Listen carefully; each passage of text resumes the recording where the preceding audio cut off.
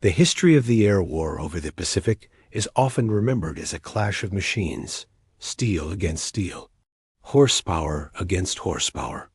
But in the late summer of 1943, in the suffocating humid skies above New Guinea, the war was not being decided by engines or cannons. It was being decided by belief. A singular, unshakable belief held by every pilot in the Imperial Japanese Navy. The American P-38 Lightning cannot turn. For 2 years, this belief had been the foundation of survival. It was a law of physics as immutable as gravity. The P-38, that twin-boomed monster the Japanese called the fork-tailed devil, was fast. It could dive like a stone and climb like a rocket. But in a dogfight in the twisting high-G intimacy of the horizontal turn, it was a victim. It was heavy. It was sluggish. It had a fatal delay in its controls that left it vulnerable for a split second. A dead zone where the pilot would heave on the yoke and the plane would simply refuse to bite into the air. That split second was where the Japanese Zero lived. That split second was where the Zero killed. But on September 3, 1943, over the jungle canopy of Wuwake, that law of physics was about to be repealed. And the man who would discover this terrifying new reality was not a rookie. He was a legend. Lieutenant Commander Saburo Sakai. By September of 1943, Sakai was more than a pilot. He was an institution. 64 kills. 64 Allied aircraft painted on the fuselage of his mind, if not his plane. He was a master of the air. A samurai of the clouds who flew with a surgical precision that terrified his enemies and awed his subordinates. He had survived the slaughter of Guadalcanal. He had flown with a skull fractured by a bullet, navigated across hundreds of miles of ocean while half blind, and lived to fly again. To a man like Sakai, the sky was a chessboard where he knew every possible move. That was the mistake. That was the death sentence. Sakai had executed this maneuver 19 times against P-38s. It was a ritual. You bait them. You annoy them. You wait for the frustration or the fear to take over, and you watch for the dip of the wing that signals the turn. The moment the American committed to the bank, the fight was over. The Zero light as a feather and responsive as a rapier would snap inside the P-38's wide, wallowing arc. You would pull lead, press the trigger, and watch the twin-engine giant disintegrate. 19 times Sakai had done this. 19 P-38s. 19 kills. He had never missed. Not once in 2 years of war. On this morning, the air was clear, the visibility unlimited. Sakai was on patrol at 13,000 feet, the Allison engines of the enemy, a distant hum in the vast blue. Then he spotted it. A solitary P-38 Lightning. It was moving fast, cutting a straight line across the horizon, its twin booms gleaming in the morning sun. To Sakai, it looked like prey. It looked like number 20. He pushed his throttle forward, the Nakajima engine of his Zero, growling as he closed the distance. He watched the American. He measured the separation, 800 meters. The range was closing. The P-38 pilot spotted him. Sakai could imagine the scene in the other cockpit. The sudden jolt of adrenaline, the frantic check of the instruments, the realization that a Zero was on his tail. And then, just as Sakai predicted, the American began his turn. Sakai smiled behind his flight mask. It was almost too easy. Americans always panicked. They always reverted to instinct, trying to shake the bandit with a hard bank. Sakai knew the timing by heart. He counted it down in his head, a rhythm beaten into his muscle memory by 100 dogfights. 1 second. The P-38 begins to roll. 2 seconds. The heavy controls of the American fighter fight the air, the cables stretching the slack, delaying the response. 3 seconds. The P-38 is committed, hung out to dry in a lazy wide turn. That was the window. That was the kill shot. Sakai reversed his stick hard to the right. His Zero responded, instantly snapping over to cut across the P-38's circle. He looked to the spot in the sky where the Americans should be exposed belly-up vulnerable, waiting for the 20mm cannon shells to tear him apart. It was a calculation he had made 1,000 times, the geometry of death, but the P-38 wasn't there. For a heartbeat, Sakai's mind couldn't process the visual data. The sky where the target should have been was empty. The P-38 was not wallowing in a wide turn. It was already rolling. It was already reversing. It was matching his turn degree for degree, shadow for shadow. This was impossible. American fighters did not move like this. They were heavy hydraulic-less trucks compared to the sports car agility of the Zero. A P-38 took 3 seconds to roll. This one had done it in an instant.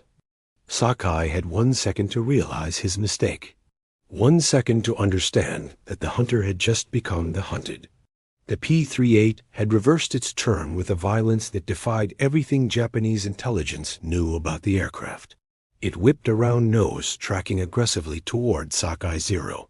The fork-tailed devil was not running. It was fighting. And it was winning. Sakai yanked his stick to the left, demanding maximum deflection, throwing his Zero into a desperate skid to spoil the American's aim. But the P-38 stayed with him. The nose of the twin-engined fighter tracked him like a radar lock. Sakai looked back and saw the terrifying sight that haunts every fighter pilot's nightmares. The twinkling strobe light flashes of muzzle blasts. The P-38's nose erupted in flame. 4 50-caliber machine guns and a 20mm cannon. A buzzsaw of lead, concentrated in the nose, reached out for him. Sakai felt the Zero shudder. It was a sickening metallic vibration. Cannon shells walked across his wing, tearing through the duralumin skin, shredding the internal structure. Metal screamed. The Zero, the invincible dancer of the Pacific, was being hammered by a clumsy American heavyweight that suddenly knew how to box. There was no time for tactics. No time for honor. There was only survival. Sakai slammed the throttle to the firewall and shoved the stick forward. He dove, full power straight down gravity, assisting the engine in a scream of RPMs. He plummeted 4,000 feet in seconds, the wind roaring over his canopy, the G-forces crushing him into his seat. He didn't pull out until the jungle canopy filled his windscreen. He leveled out his hands, shaking on the controls, his breath coming in ragged gasps. He checked his 6. The sky was empty. The P-38 had let him go. Saburo Sakai, the ace of aces, the man with 64 kills, was running away. He had never run before, not from a wildcat, not from a corsair, and certainly not from a P-38. As he nursed his damaged fighter back to Woowook, the adrenaline slowly faded, replaced by a cold, gnawing dread. It wasn't the fear of death. Sakai had made his peace with death years ago. It was the fear of the unknown. Something had changed. The Americans had done something to their machines. That P-38 didn't just fly better. It flew differently. It anticipated him. It moved with a crispness, a lack of hesitation that shouldn't have been possible for an aircraft of that size. It was as if the pilot's thoughts were wired directly to the control surfaces. Sakai landed his battered Zero and climbed out. He looked at the holes in his wing. He looked at the mechanics rushing to cover the damage. He didn't say a word. But he knew. He knew that the war he understood, the war where the Zero was king, was over. A new war had just begun. And he wasn't the only one who had seen it. Only days earlier, on August 28th, Lieutenant Hiroshi Nakamura had engaged a flight of 4 P-38s. Nakamura was a veteran man who knew the drill. He used standard tactics. He drew the Americans into a turning fight, waiting for the slow, agonizing roll that would expose their bellies. He baited them. He waited. And then he died. The P-38S snapped around faster than physics allowed. Nakamura's last radio transmission was a frantic, confused scream into the static. They moved differently. That was it. 3 words. They moved differently. His wingmen watched in horror as the P-38s, which should have been wallowing in their own inertia, caught inside. Nakamura's turn and blew him out of the sky. The wingman reported that the P-38 moved like a zero. Command dismissed it. They called it stress of combat. They called it pilot error. Nakamura panicked, they said. He lost his situational awareness. It was easy to blame the dead. Dead men don't write reports. Dead men don't argue back. But the reports kept coming. 3 days later, Warrant Officer Kenji Matsumoto, 17 kills, a Pearl Harbor veteran, a man who had seen everything the Americans could throw at the Imperial Navy. He engaged a lone P-38 near the coast. It was a perfect setup. He had the altitude. He had the sun behind him. He had the element of surprise. He bounced the American. The P-38 reversed into him. Matsumoto tried to counter, pulling the Zero into a tight loop, expecting the American to overshoot. But the American didn't overshoot. He stayed with him. Through one reversal. Through two. Through 3 full reversals. The heavy American fighter clung to the Zero, like a shadow matching every feint, every roll, every turn. Matsumoto's Zero took 47 hits. His instrument panel was shattered. His engine was coughing smoke. He barely made it back to base's plane, a flying wreck. He stood before his commander, his face pale, and told him the same thing Sakai had thought. The Americans have changed something. Nobody believed him either. Not until the bodies started piling up. Japanese intelligence began to see a pattern in the chaos. In 2 weeks, they received 23 separate combat reports. All of them were identical. All of them described P-38s that rolled faster, responded quicker, and fought with a newfound aggression. Tactics that had worked flawlessly in July were suicide in September. The Americans looked the same. The planes had the same twin booms, the same engines, the same olive drab paint schemes. But they moved differently, not dramatically. It wasn't like they had sprouted new wings. It was subtle. It was fractional. They were half a second quicker in the roll, 1 second faster through the reversal. But in aerial combat, half a second is not a measurement of time. It is the difference between life and death. That fraction was killing Japanese pilots by the dozen. On September 12th, Japanese recovery teams trekked into the jungle near Madang to examine the wreckage of 3 downed P-38s. They were looking for answers. They were looking for new hydraulic systems, new engine components, modified control surfaces. Anything that could explain why the fork-tailed devil had suddenly become so agile. They tore the burnt wreckage apart. They stripped the wings. They examined the pulleys and the cables. They found nothing. The aircraft were standard factory specifications. No new hydraulics, no new ailerons, no experimental boost systems. It was a ghost. One mechanic, a sharp-eyed corporal, noticed something unusual on a control cable inside the left boom of one of the wrecks. There was scoring on the metal, faint scratches that suggested something had been attached there, like a clamp or a wire.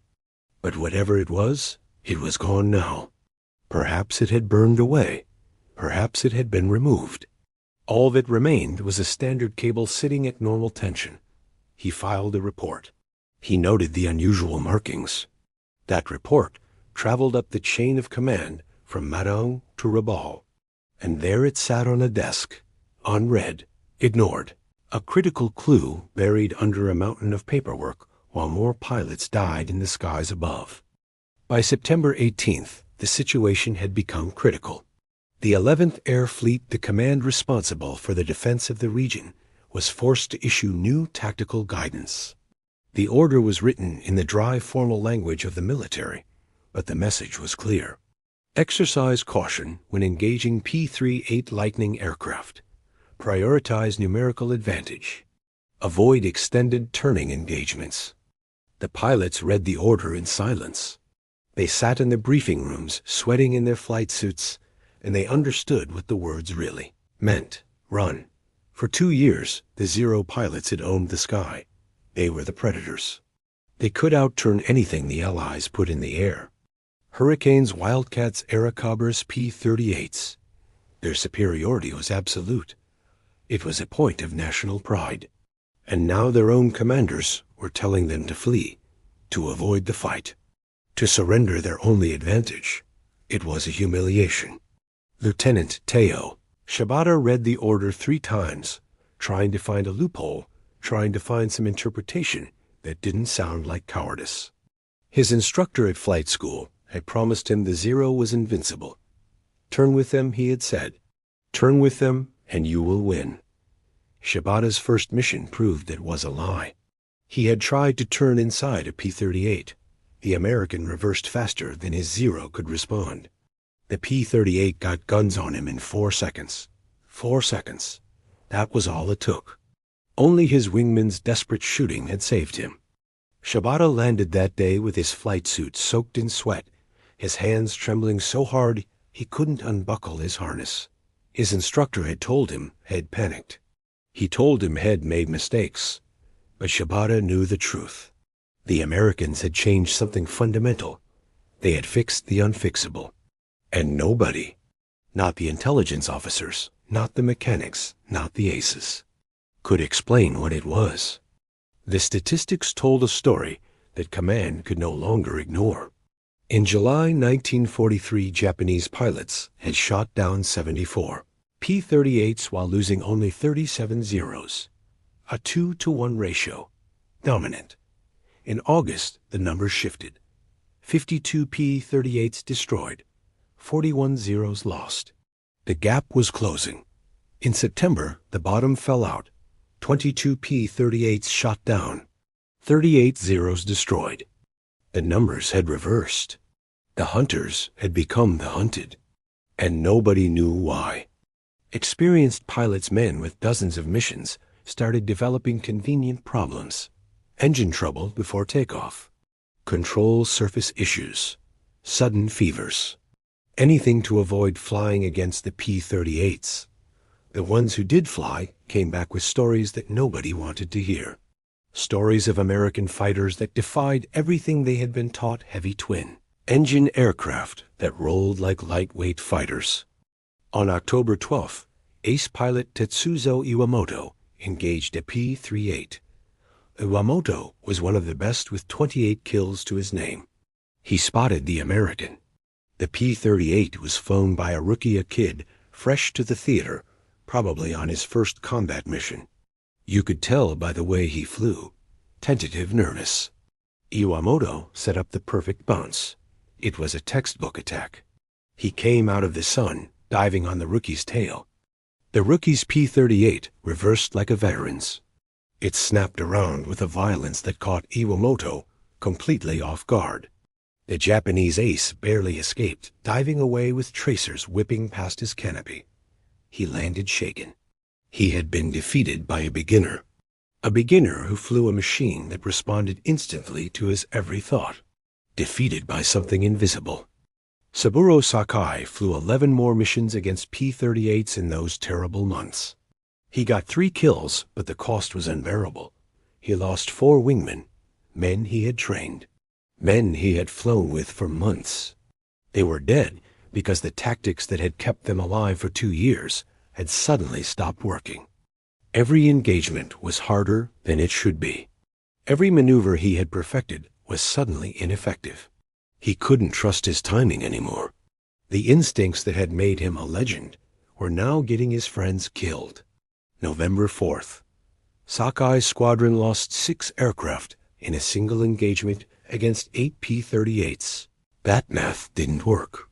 Zeros were superior in maneuverability. They should have won that fight easily. But the P-38S rolled inside their turns, stayed with them through reversals, and matched them in agility, all while being faster, having heavier guns, and taking more damage. The Americans had fixed their fatal weakness. Japanese pilots were dying because of it, and nobody could figure out how. Japanese intelligence never solved it. They examined dozens of crashed P-38s. They interviewed captured American pilots. None of the Americans knew anything about modifications. They studied reconnaissance photographs of American airfields. The P-38s looked identical to the ones from 6 months ago. No new model. No obvious changes.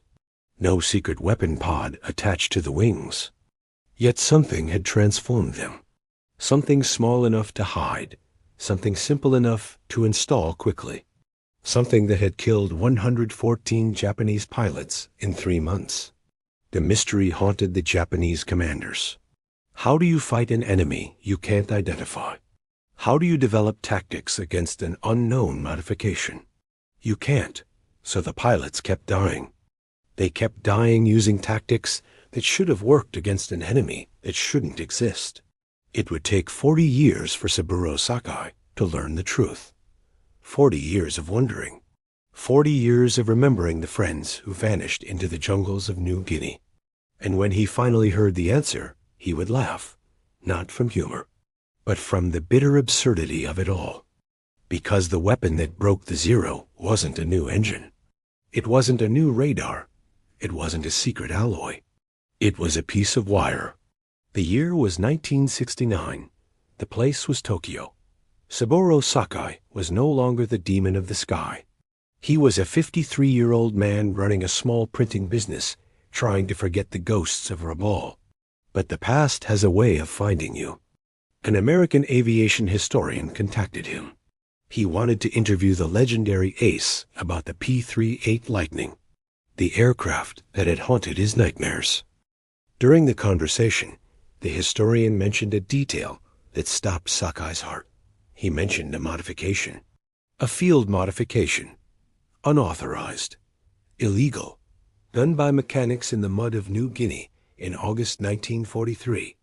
Sakai asked what kind of modification.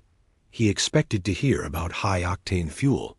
He expected to hear about hydraulic boosters or aerodynamic slats. The historian explained it was a piece of piano wire, 6 inches long, bent into a Z shape. Sakai could not believe it. A wire, the historian continued. The wire was installed inside the boom. It added tension to a control cable. 4/10 of a pound of tension. That is all. 4/10 of a pound. The weight of 2 cigarettes. But that tiny amount of tension was enough. It eliminated 3/8 of an inch of slack in the cable system. 3/8 of an inch. That was the distance between life and death. That 3/8 of an inch of slack created a half-second delay in the controls. In a dogfight, a half-second is an eternity. It is the time it takes for a 20mm cannon shell to travel from a Zero's muzzle to a P-38's fuel tank. Sakai sat silent for a long time. The traffic of Tokyo hummed outside his window, but he was back in the cockpit. He was back in the sky over Wuk, watching a P-38 roll with impossible speed. He was watching his friends die. Then he laughed. Not from humor, from the bitter absurdity of it. 2 years of wondering, dozens of lost friends, hundreds of Japanese pilots dead, all because of a mechanic with a piece of piano wire. Not a new fighter design, not a better engine, not superior pilot training. A 6-inch piece of wire that nobody was supposed to install. Japanese engineers could have copied it easily if they had known about it, if they had found it in the wreckage, if they had understood what it did. The modification was simple. Any mechanic could install it in 8 minutes, but they never discovered it. The piano wire was too small, too simple, too invisible. It was hidden inside the booms of crashed aircraft or removed by American recovery teams before inspections. It was taken out before any P-38 could be captured intact. The perfect countermeasure existed right there in the wreckage, but nobody knew to look for it. The historian told Sakai the mechanic's name, Technical Sergeant James McKenna. Sakai asked if McKenna received recognition. He asked if the man who changed the course of the air war was honored by his country. The historian said no. No medal, no commendation. He was not even mentioned in official reports. Sakai understood. He nodded slowly. Real war is not fought in headquarters. It is not fought by generals with maps and pointers. It is fought by sergeants who see problems and fix them without orders, without permission, without recognition. He asked if McKenna was still alive. The historian said he had died 20 years earlier. Sakai wished he could have met him, not as enemies, but as professionals, mechanic to pilot. One man who changed everything, another who survived it. McKenna never knew how many Japanese pilots cursed his name. He never knew Sakai spent 40 years wondering what happened. He never knew his piano wire modification became a ghost story in Japanese squadrons. The invisible weapon, the thing that turned the tide. The modification that couldn't exist, but did. Sakai kept a photograph on his office wall until he died. A P-38 Lightning. He kept it not in hatred, but in respect. Respect for the aircraft that should have been easy to kill, and for the mechanic who made it deadly with 6 inches of wire and the courage to break the rules. Before you go, I need to tell you something. This story almost disappeared. James McKenna died without recognition. Saburo Sakai's testimony sat in archives for decades. The piano wire modification was nearly forgotten. These stories survive only because people like you refuse to let them fade. If this video moved, you hit that subscribe button. Not for me, for every mechanic, for every pilot, for every soldier whose story deserves to be heard. Smash the like button if you believe history matters. Share this with someone who loves untold stories. Comment where you are watching from. Are you in Texas, Tokyo, or Tasmania? This community spans the globe because we all understand something crucial. The real heroes of war were not always the ones with medals. Sometimes they were sergeants with piano wire who saved lives nobody remembers. Technical Sergeant James, McKenna's unauthorized modification, was quietly integrated into the P-38J model in December 1943. He received no official recognition during his lifetime. The piano wire tensioner is estimated to have saved between 80 and 100 American pilots' lives. Lieutenant Commander Saburo Sakai survived the war and became one of Japan's most respected aviation historians. He died in 2000 at age 84.